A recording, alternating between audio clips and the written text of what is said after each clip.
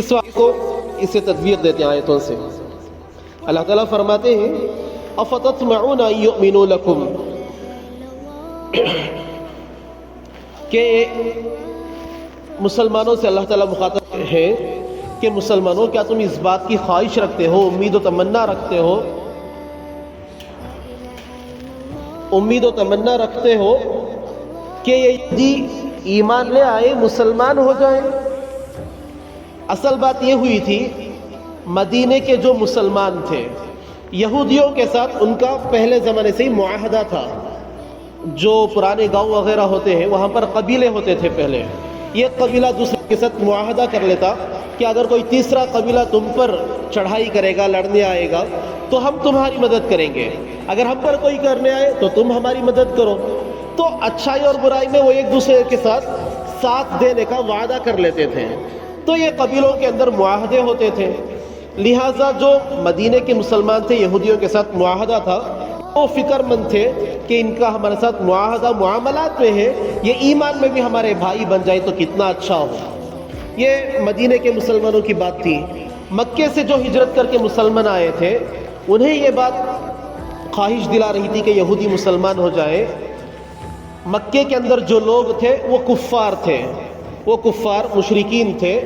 مدینے کے جو یہودی تھے ان کے پاس اللہ کی کتاب پہلے سے تھی، وہ ایک اللہ کو مانتے تھے، آخرت پر ایمان تھا، مگر وہ حضرت موسیٰ کو نبی مانتے تھے۔ حالانکہ ہونا یہ چاہیے تھا کہ نبی محمد صلی اللہ علیہ وسلم کے آنے کے بعد محمد صلی اللہ علیہ وسلم کو نبی مانتے، مگر وہ لوگ ماننے کے لیے تیار نہیں تھے۔ تو مکے کے مسلمانوں کو یہ خواہش تھی، یہ لوگ توحید پر اپنا عقیدہ رکھتے ہیں کہ اللہ ایک ہے، آخرت پر عقیدہ رکھتے ہیں، رسالت کا بھی انہیں یقین ہے، مگر صرف نبی موسیٰ کو چھوڑ کر محمد صلی اللہ علیہ وسلم کو ماننے کے لیے تیار نہیں۔ تو عمومی طور پر مسلمان دل میں خواہش رکھتے تھے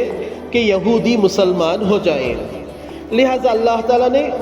10 رکوع سورۃ البقرہ کے اندر بنی اسرائیل کے بارے میں تفصیل بیان فرما دی کہ یہ لوگ ٹیڑے کے ٹیڑے ہی رہیں گے، لوگ دغا دینے والے ہی ہیں، غدار ہی ہیں، یہ لوگ کبھی اپنے نہیں بن سکتے۔ اور آج کے زمانے میں بھی مسلمانوں کا کھلا دشمن اگر کوئی ہو سکتا ہے تو یہودی ہے۔ یہودیوں کی سازش کے تحت مسلمانوں کے ساتھ جہاں کہیں بھی کچھ بھی ہوتا ہے، ان کی سازشیں ہیں، ان کی ٹیمیں ہیں جو خفیہ طور پر تنظیمیں ہیں جو یہ کام کرتی ہیں، اور اسی کی تنظیم کے تحت ہر جگہ چاہے وہ کسی بھی طریقے کا پروپیگنڈا اٹھے، کسی بھی طریقے کا فتنہ آئے مسلمانوں کو تکلیف دینے کے لیے ہو، یا مسلمانوں کو کہیں بھی جیسے شام میں ہو، کشمیر میں ہو، ہمارے ملک میں ہو، کسی بھی طریقے سے یہ یہودیوں کی سازشیں ہیں، اس کے پیچھے کار فرما وہی لوگ ہیں۔ الغرض اللہ تعالیٰ نے فرمایا کہ یہ لوگ بات نہیں مانیں گے، کیوں؟ اس لیے اللہ تعالیٰ فرماتے ہیں وَقَدْ كَانَ فَرِيقٌ مِّنْهُمْ يَسْمَعُونَ كَلَامَ اللَّهِ ثُمَّ يُحَرِّفُونَهُ مِن بَعْدِ مَا عَقَلُوهُ وَهُمْ يَعْلَمُونَ۔ اللہ تعالیٰ فرماتے ہیں کہ تم جا کر ایمان دے رہے ہو، تم انسان جا کر کہہ رہے ہو، یہ تو اتنے گئے گزرے ہیں کہ ان میں کچھ لوگ ایسے بھی تھے کہ ڈائریکٹ اللہ سے انہوں نے کلام کیا۔ ہم نے واقعہ سنا تھا درمیان میں کہ 70 آدمیوں کو اللہ تعالیٰ نے کوہ طور پر بلایا اور اپنی زبان سے کہلوایا کہ تورات میری نازل کردہ کتاب ہے، مگر پھر بھی وہ لوگ آ کر لوگوں کے سامنے اپنی زبان کو بدل دیا۔ اللہ نے کہا کہ اس کی کتاب ہے، مگر اللہ نے یہ بھی کہا ہے کہ جو ہو سکے عمل کرو، نہیں ہو سکے چھوڑ دو۔ اپنی طرف سے بھی باتیں بنانے لگ گئے تھے، یعنی تحریف کر دی تھی، اللہ کے کلام کو بدل ڈالا تھا۔ اور جو یہود کے علماء تھے، اگر کوئی انہیں رشوت دے دیتا اور کہتا کہ ناحق کو حق بنا کر پیش کر دو، تو تورات ہی سے ثابت کر دے کہ یہ حق ہے، ناحق نہیں۔ ظلم کو وہ لوگ مدد بتا دیتے، وہ لوگ جھوٹ کو سچ بنا دیتے، حلال کو حرام، حرام کو حلال بنا دیتے تھے۔ اللہ تعالیٰ نے فرمایا کہ ان کی ایک جماعت ہی گئی ہے، ان کے آبا و اجداد کی، ان کے رگوں میں انہی کا خون دوڑ رہا ہے کہ اللہ کے کلام کو سننے کے بعد یہ لوگ بدل بیٹھے ہیں۔ یہ تمہاری دعوت سے کہاں ایمان لانے والے؟ لہٰذا تم فکر مند مت رہو، غمگین مت رہو کہ یہ یہودی ایمان نہیں لا رہے ہیں، تم ان سے بے تکلف ہو جاؤ، تم ان سے کرنا چھوڑ دو۔ اللہ تعالیٰ نے سمجھا دیا۔ پھر آگے اللہ تعالیٰ فرماتے ہیں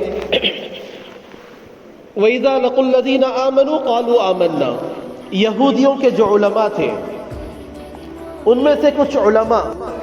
جن کے اندر کچھ نیکی کا مادہ تھا، نیکی کی صفات تھی، ان لوگوں کا دل ایمان کھینچا آ رہا تھا کہ وہ لوگ دیکھ رہے تھے کہ تورات میں جس نبی کی نشانی بتلائی ہے وہ نبی آ چکے ہیں، تورات میں جو قرآن کے بارے میں بتلایا گیا وہ قرآن اتر گیا ہے، ساری نشانیاں ظاہر ہو رہی ہیں۔ کچھ علماء تھے جو اپنے سیٹ کی وجہ سے، جو اپنے منصب کی وجہ سے، جو اپنے رعب و دبدبے کی وجہ سے کہ ان کی بات چلتی تھی، اب مان لیں گے تو نبی کی بات سننی پڑے گی، ان کی بات نہیں چلے گی، بس اپنے لیے، اپنے مفاد کے لیے، خواہشات نفسانی کے لیے انہوں نے ایمان لانے سے گریز کیا، دور ہٹ گئے۔ مگر کچھ علماء تھے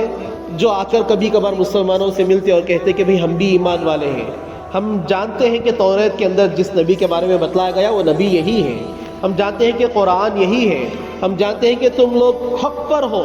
یہ لوگ کچھ باتیں، کچھ راز کی چیزیں جو تورات میں ہوتی تھی وہ ظاہر کر دیتے، جیسے قرآن میں کبھی آتا کہ یہود پر یہ عذاب نازل کیا گیا تو یہ لوگ آ کر تصدیق کرتے کہ ہاں تورات میں بھی اس کے بارے میں ذکر موجود ہے۔ ہوا یہ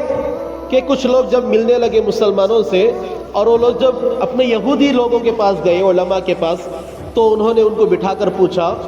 تم کہیں جا کر مسلمانوں کو راز کی باتیں تو نہیں بتا رہے ہو؟ تورات کے اندر جو کچھ چیزیں ہم جھٹلا رہے ہیں کہ نہیں یہ تورات میں نہیں ہے، نبی کے بارے میں نہیں ہے، یہ نبی نہیں ہے، یہ قرآن نہیں ہے، ہم جھٹلا رہے ہیں، تم کہیں جا کر سچ نہ بتا دینا، ورنہ وہ کیا کریں گے کل کے دن اللہ کے ساری بات دلیل بتا کہ یا اللہ یہ جانتے ہوئے بھی ایمان نہیں لائے تھے، یہ جانتے ہوئے بھی ایمان نہیں لائے تھے، سامنے آ کر انہوں نے تصدیق کی ہے مگر پھر بھی یہ ایمان نہیں لائے، تمہاری باتوں کو تمہارے خلاف پیش کیا جائے گا۔ آگے اللہ تعالیٰ نے اولا یعلمون ان اللہ یعلم، کہ یہ لوگ نہیں جانتے کہ اللہ تعالیٰ بہتر طریقے سے، خوب اچھے طریقے سے علم رکھتے ہیں، خبر رکھتے ہیں، ما یسرون و ما یعلنون، جو کچھ وہ لوگ چھپاتے ہوں اور جو کچھ وہ لوگ ظاہر کرتے ہوں۔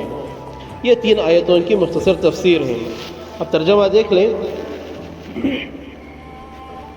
افتطمعون ان یؤمنوا لکم، کیا تم لوگ توقع رکھتے ہو کہ وہ لوگ تمہاری بات مان لیں؟ وقد كان فريق منهم يسمعون كلام اللہ، حالانکہ ان میں ایک جماعت ایسی بھی تھی